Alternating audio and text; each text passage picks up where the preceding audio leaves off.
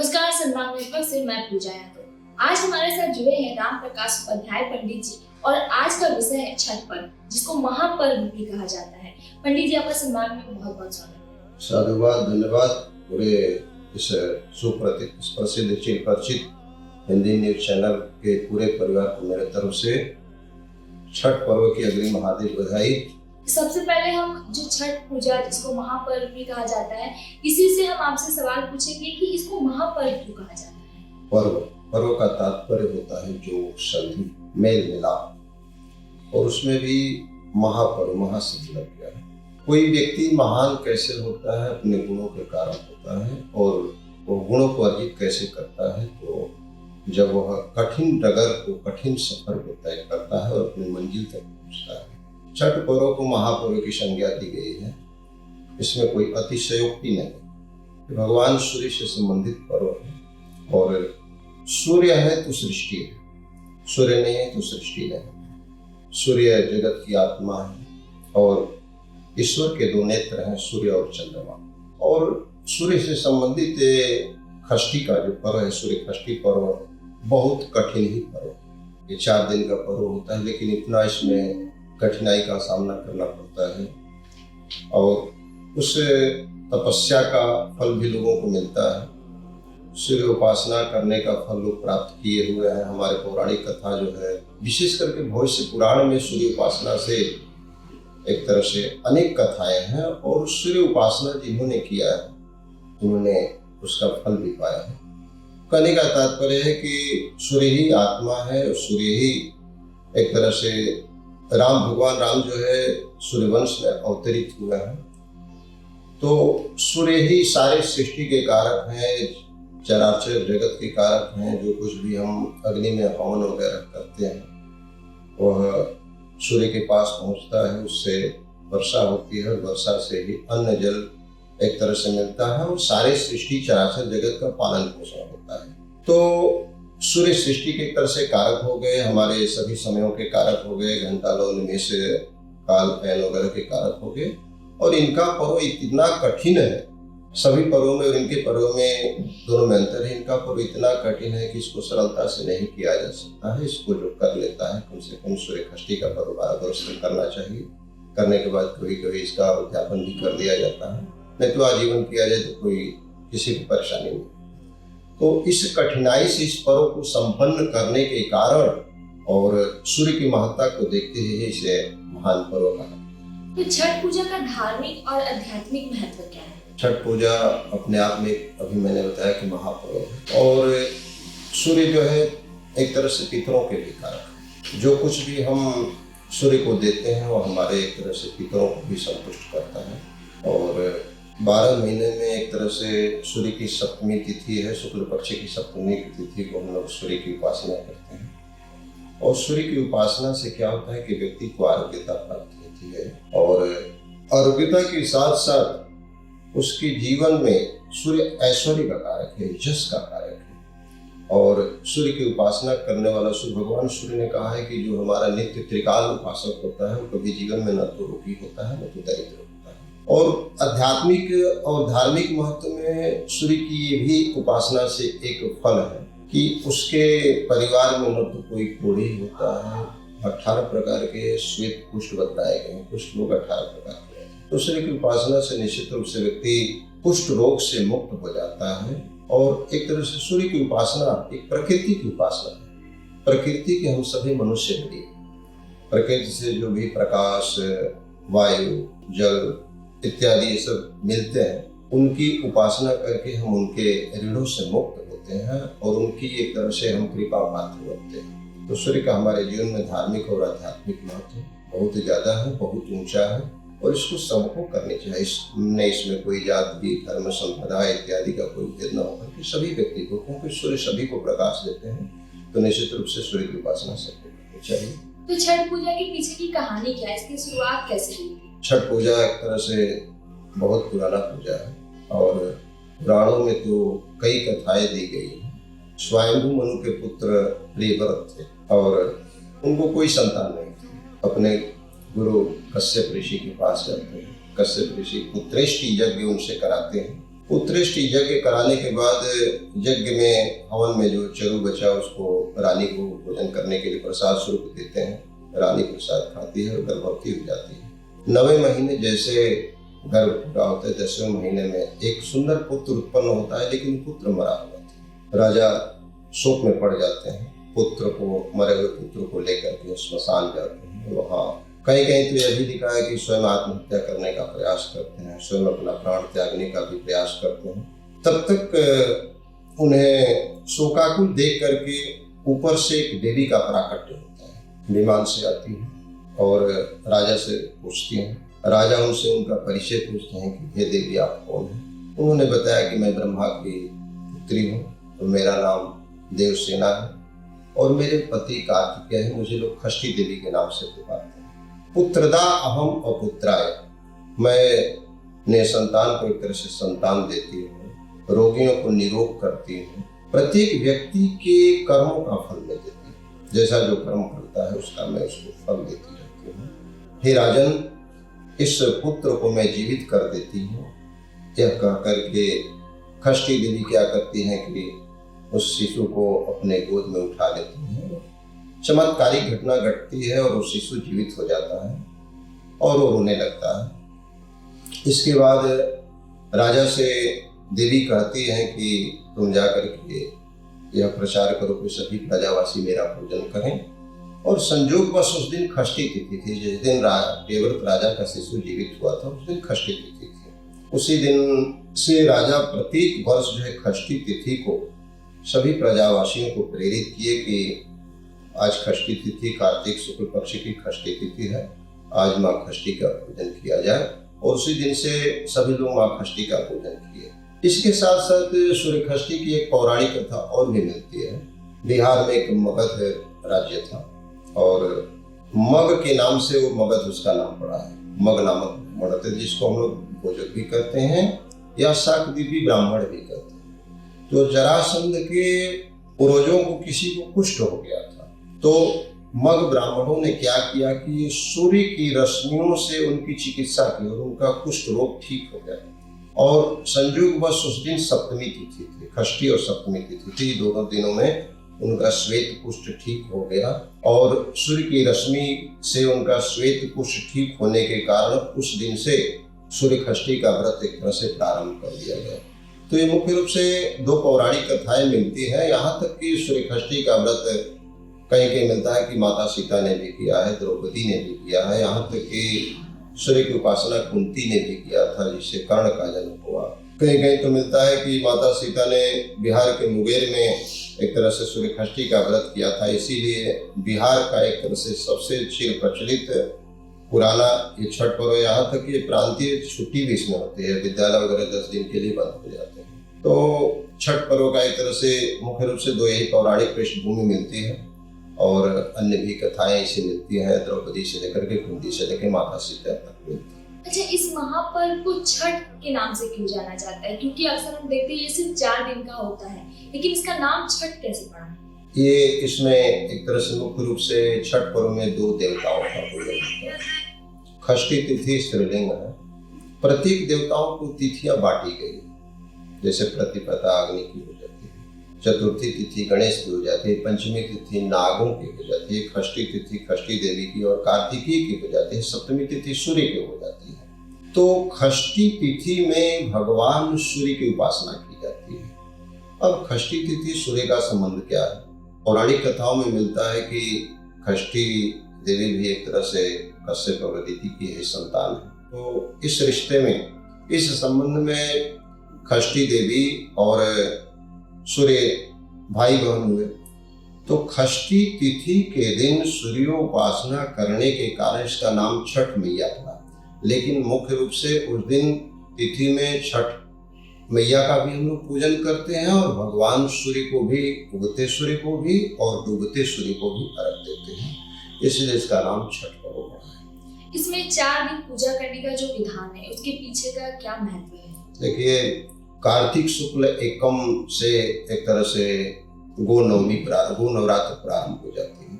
प्राचीन काल में कहीं कहीं ऐसा वर्णन है कि कार्तिक शुक्ल एकम से लेकर खष्टी तक का व्रत किया जाता था। सप्तमी के दिन पारणा की जाती थी लेकिन वर्तमान में यह 4 दिनों तक एक तरह से सिमट करके रह गया है।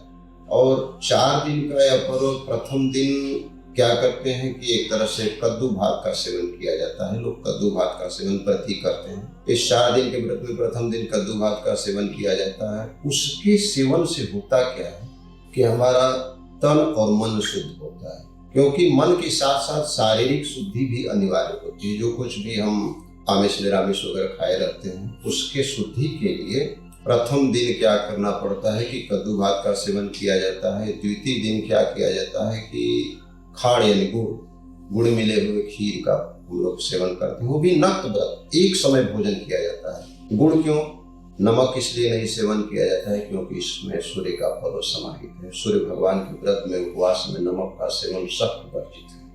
इसलिए भगवान सूर्य को और ग्रह मंगल को गुड़ अत्यंत प्रिय है। इसलिए खाड़ या गुड़ डाल करके जो खीर बनाया जाता है गोदूध से, उसका एक बार सेवन किया जाता है, नक्त व्रत किया जाता है। और तीसरे दिन पूर्णतया उपवास रह करके लगभग 36 घंटे का व्रत हो जाता है। षष्ठी के दिन लगभग 24 घंटे, और एक दिन पूर्व यदि हम खीर खाते हैं तो 12 घंटे उसको पकड़े, टोटल 36 घंटे का व्रत होता है। और 36 घंटे का उपवास रह करके तीसरे दिन संध्या काल में हम लोग माँ षष्ठी का और सूर्य का पूजन करते हैं। और फिर अगले दिन चौथे दिन क्या करते हैं कि उगते सूर्य को जाकर के अर्घ दिया जाता है, अष्टांग अर्घ दिया जाता है। अष्टांग अर्घ का विधान है, आगे मैं आपको बतलाऊंगा कि अष्टांग अर्घ क्या होता है। प्रत्येक व्यक्ति को अष्टांग अर्घ देना चाहिए अपनी मनोकामना सिद्धि के लिए। तो फिर चौथे दिन क्या करते हैं कि षष्ठी देवी का और सूर्य का पूजन करके विधिवत अर्घ दे करके और व्रत का समापन किया जाता है, और उस दिन व्रत की पालना की जाती है। तो इस तरह से 4 दिन का व्रत माना गया है। और 4 दिन में बहुत ही कठिन नियम पालन करने पड़ते हैं, ब्रह्मचर्य का पालन करना पड़ता है। यहाँ तक कि व्रती के लिए भूमि पर शयन करने का विधान है। खान पान, रहन सहन, आहार विहार, सब कुछ शुद्धता इसमें एक तरह से आवश्यक होना चाहिए। जो व्रती होती है उनको किन नियम और संयम का पालन करना चाहिए? अभी मैंने आपके चैनल के माध्यम से कहा कि छठ व्रत जो है 4 दिन का पर्व माना गया है, और पूर्व में जो बतलाए गए हैं, प्रथम दिन कद्दू भात का सेवन करके नक्त व्रत किया जाता है। द्वितीय दिन खाड़ युक्त खीर का भोजन हम लोग करते हैं। तृतीय दिन पूरा उपवास रखा जाता है। सुबह ही अपना स्नान ध्यान करके, दैनिक क्रिया करके, सूर्य को अर्घ दे करके, तर्पण वगैरह भी चाहे तो आप कर सकते हैं, क्योंकि स्त्री पुरुष दोनों ये व्रत करते हैं, तो पुरुष तर्पण भी कर सकते हैं। और पूर्व में, व्रत से पूर्व में जाकर के किसी भी जलाशय के किनारे जो माँ षष्ठी की वेदी बनी रहती है, उसमें होता क्या है कि षष्ठी की वेदी बनाई जाती है, और कहीं कहीं स्वर्ण प्रतिमा भी बनाई जाती है माँ षष्ठी, क्योंकि माँ षष्ठी देवी एक तरह से बालकों की रक्षिका है। तो उस वेदी पर माँ षष्ठी का वाहन पूजन होता है। और भगवान सूर्य को, अस्ताचलगामी सूर्य को संध्या के समय में अष्टांग अर्घ दिए जाते हैं। अष्टांग अर्घ में होता क्या है कि वो दुग्ध, गोदधि, गाय का दूध, गाय का दही, गाय का घी, शहद, जल, 5 चीज हो गए, रक्त करवे, लाल कनेर का फूल हो गया, अक्षर हो गया, और लाल चंदन हो गया, और कुश का अगला भाग जिसे हम लोग कुशागर बोलते हैं। ये 8 चीजें मिलकर के अष्टांग अर्घ की श्रेणी में आते हैं। तो इनको यदि उपलब्ध हो जाए समय अनुसार, तो इनको लेकर के संध्या समय में हम लोग अर्घ देते हैं। और अर्घ देकर के प्रत्येक व्यक्ति जो है गाजे बाजे के साथ गीत वगैरह, मंगल गीत वगैरह गाते हुए फिर अपने घर आते हैं, और रात्रि को लोग जागरण भी करते हैं, भूमि पर शयन करते हैं। और फिर अगले दिन सुबह जा करके फिर उसी तरह से माँ षष्ठी के वेदी पर उनका पूजन किया जाता है। और फिर इसके बाद उगते सूर्य को अर्घ दिया जाता है, क्योंकि सूर्य को जो कुछ भी निवेदित करते हैं वे कई गुना, करोड़ गुना हमें वापस करते हैं। तो उगते सूर्य को अर्घ दे करके और सभी व्रती लोग अपना सब सामग्री पूजन का लेकर के उसमें घर आते हैं। पूजन की सामग्री में विशेष करके ऋतु के अनुसार फल फूल होने चाहिए, और भगवान सूर्य को कोई नमक का व्यंजन नहीं होना चाहिए।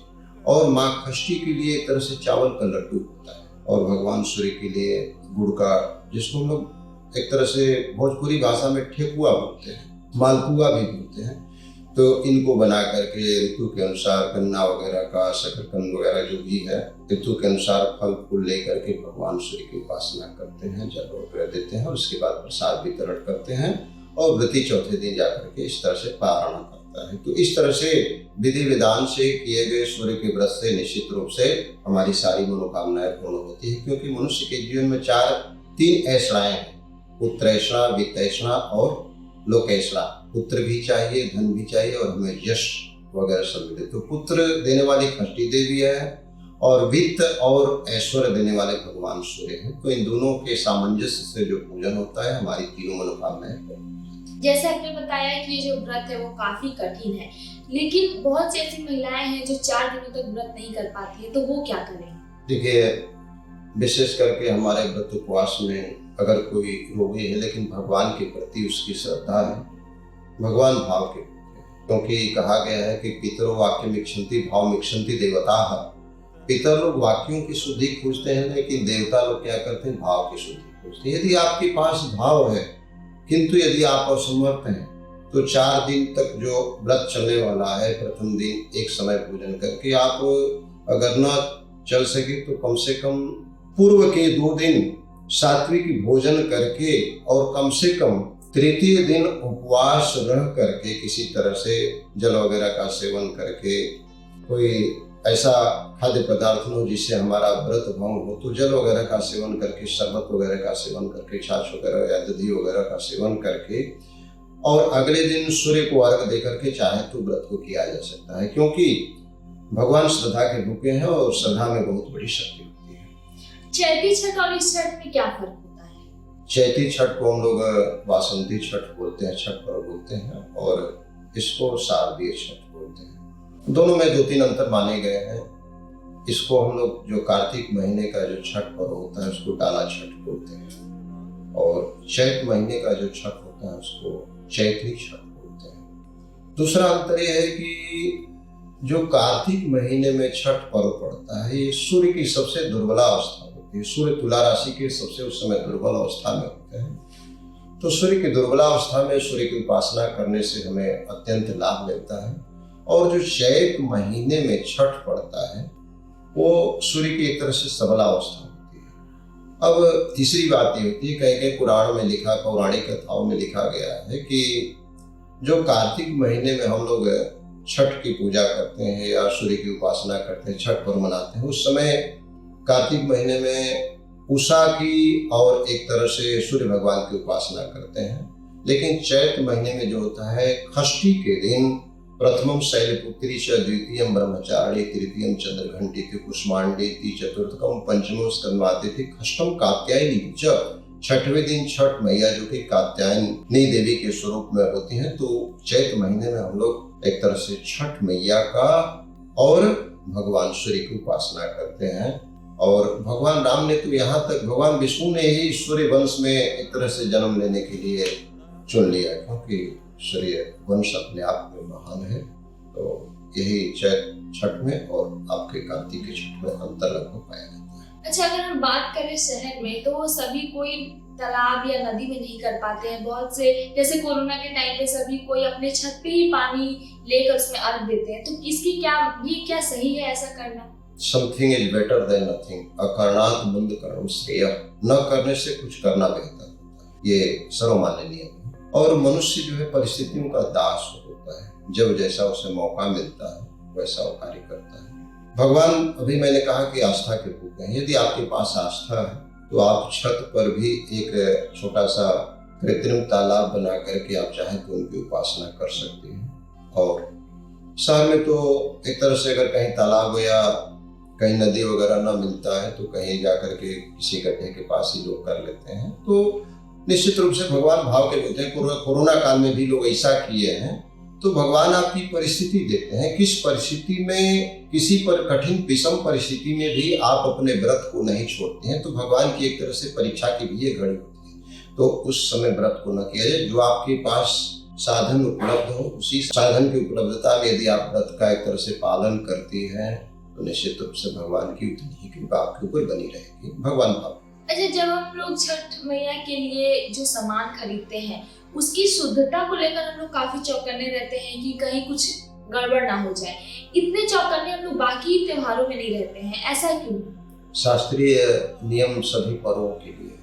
सभी पर्वों में ऐसे बतलाया गया है कि हमें आहार विहार आत्म संयम अनिवार्य है। इसको सबको पालन करें, चाहे नवरात्र हो, चाहे दीपावली हो, चाहे होली हो। लेकिन छठ पर्व एक अपने आप में अलग महत्व रखता है। जैसे नवरात्र होते हैं, दुर्गा पूजा के समय में भी हम लोग नियम वगैरह का पालन करते हैं, खान पान आहार विहार सब शुद्ध रखते हैं। लेकिन छठ पर्व एक तरह से कठिनता का पर्व है, बहुत इसमें कठिनाई सहन करना पड़ता है और इसका प्रत्यक्ष फल मिलता है। छठ ही एक ऐसा पर्व है, सूर्यषष्ठी एक ऐसा पर्व है कि मैंने इस्लाम धर्म के लोगों को, ईसाई धर्म के लोगों को एक तरह से मनाते हुए देखा है और प्रत्यक्ष देवता का पर्व है। मैंने अभी आपके चैनल के माध्यम से कहा कि सूर्य जगत की आत्मा है, सूर्य जगत के एक तरह से चक्षु है।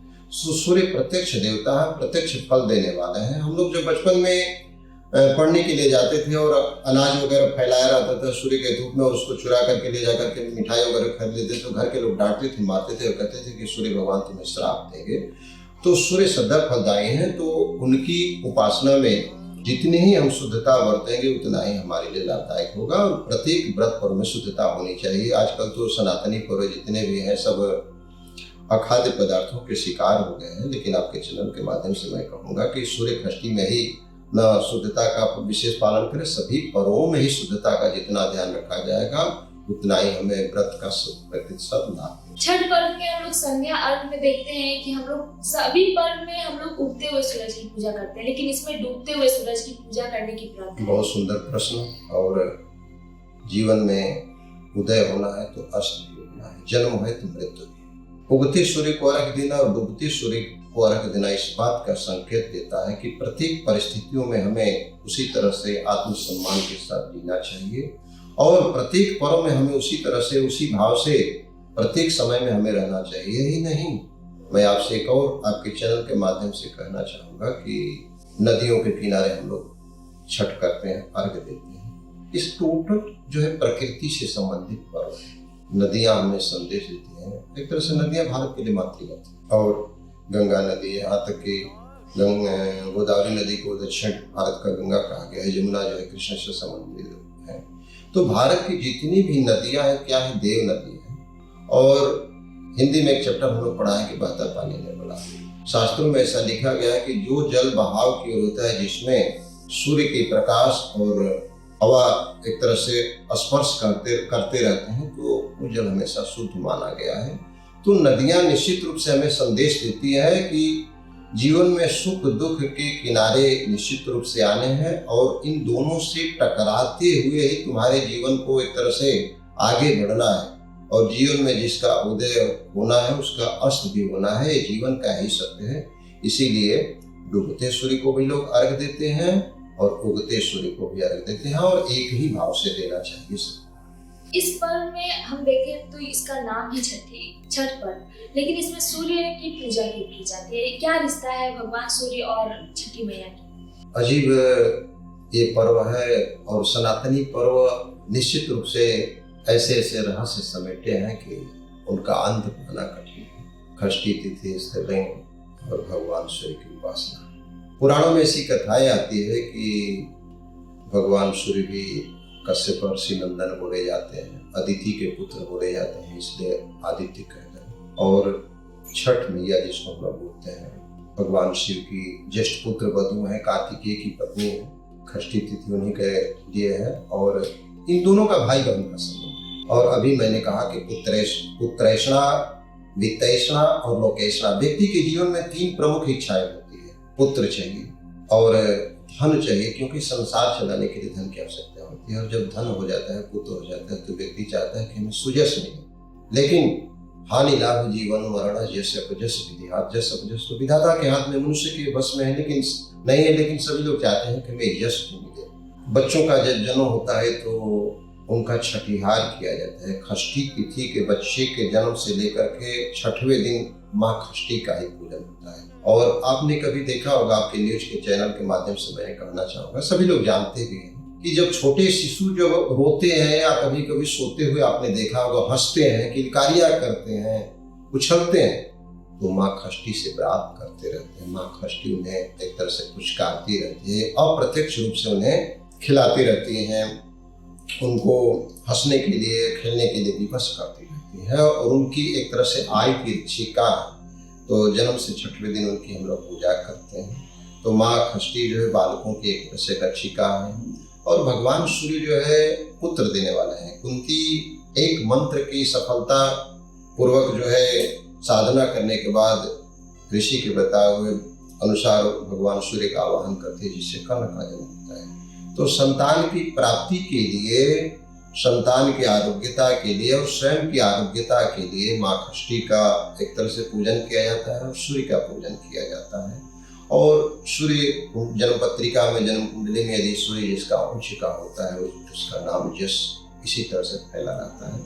तो ये तीनों की प्राप्ति के लिए इन भाई बहनों के पूजन का हमारे शास्त्रों में विधि विधान बताया गया है। इस पर्व में हम लोग अक्सर नदी और तालाब के किनारे अर्घ देते हैं, इसकी परंपरा क्यों है ऐसा? बहुत बहुत बहुत साधुवाद। और नदियां जो है भारत की माँ जैसे हैं, और भारत में जितनी भी नदियां हैं सब देव नदी, गंगा, यमुना, सरस्वती, ब्रह्मपुत्र, इनकी पौराणिक कथाएं तो पुराणों में दी गई हैं। नदियों का जल सदा से स्वच्छ रहा है। आज आधुनिक मशीनीकरण के युग में हम लोग क्या कर रहे हैं कि नल से जल पी रहे हैं। प्राचीन काल में कुएं भी नहीं थे। हमारे बड़े बड़े ऋषि महर्षि सब जलाशयों के किनारे रहते थे, नदियों के किनारे रहते थे और नदियों का ही जल ग्रहण करते थे। और नदियों के जल में एक विशेषता है कि नदियों का जल उससे हवा स्पर्श करता रहता है, सूर्य की प्रकाश उस पर एक तरह से पड़ती रहती है, सूर्य की किरणें जो है उसमें अपना आरोग्यता प्रदान करती है। सूर्य के प्रकाश से विटामिन डी की प्राप्ति होती है। और जो नदियों का जल आता है वो पर्वतों से आता है, उसमें औषधीय गुण विद्यमान रहते हैं और स्वच्छ जल होता है। और आज भी साधना के लिए तंत्र क्रिया में या पूजा पाठ में नदियों का जल सर्वोत्तम माना गया है। तो इनकी गुणवत्ता को देखते हुए और नदियों के किनारे हमारे ऋषि महर्षि तपस्या की है। यहाँ तक कि हरितालिका व्रत में आपने सुना होगा कि पार्वती जी ने एक गुफा में जाकर के वहाँ भगवान शिव की उपासना की और सुबह जाकर के नदी के किनारे है उस प्रतिमा का विसर्जन किया। तो जितने भी हमारे ऋषि महर्षि तप किए हैं सब नदियों के किनारे किए हैं और हमारी सभ्यता भी नदियों के किनारे ही बसी हुई है। तो एक तरह से नदियों का तट जो है शुद्ध भूमि होता है, तपोस्थली होता है, ऋषियों की तपोभूमि है।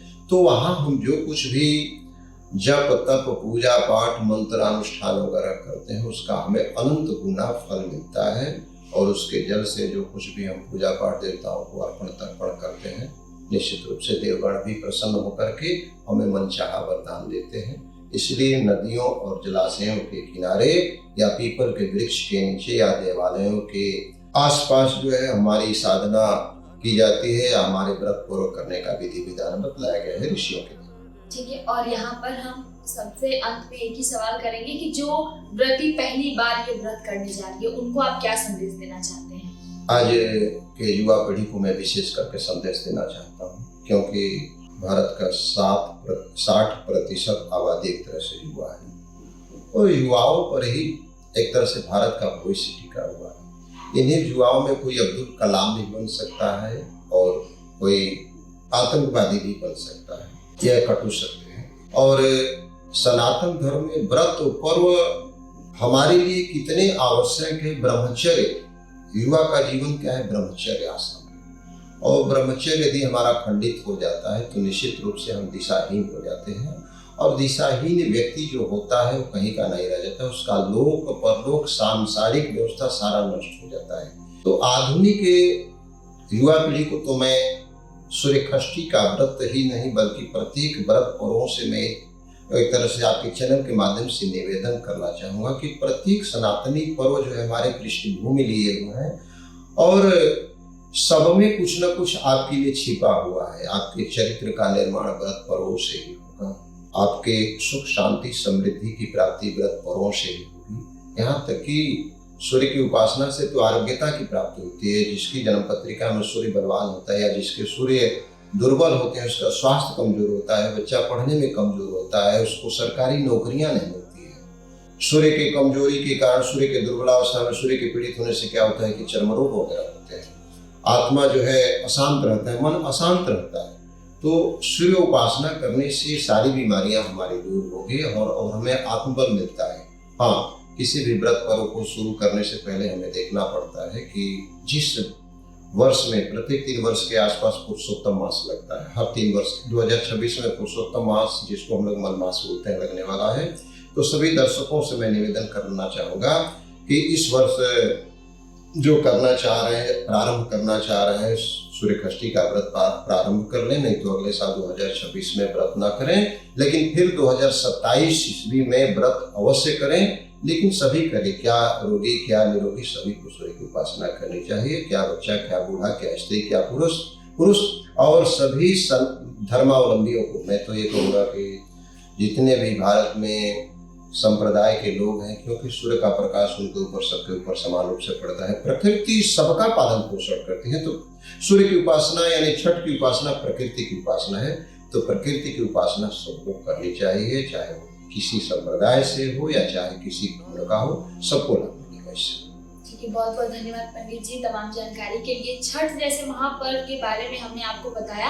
अगर आपके मन में कोई भी सवाल है तो आप कमेंट सेक्शन में पूछ सकते हैं और ऐसी ही तमाम जानकारी के लिए हमारे साथ बने रहिए और देखते रहिए सनबाग नेटवर्क। धन्यवाद।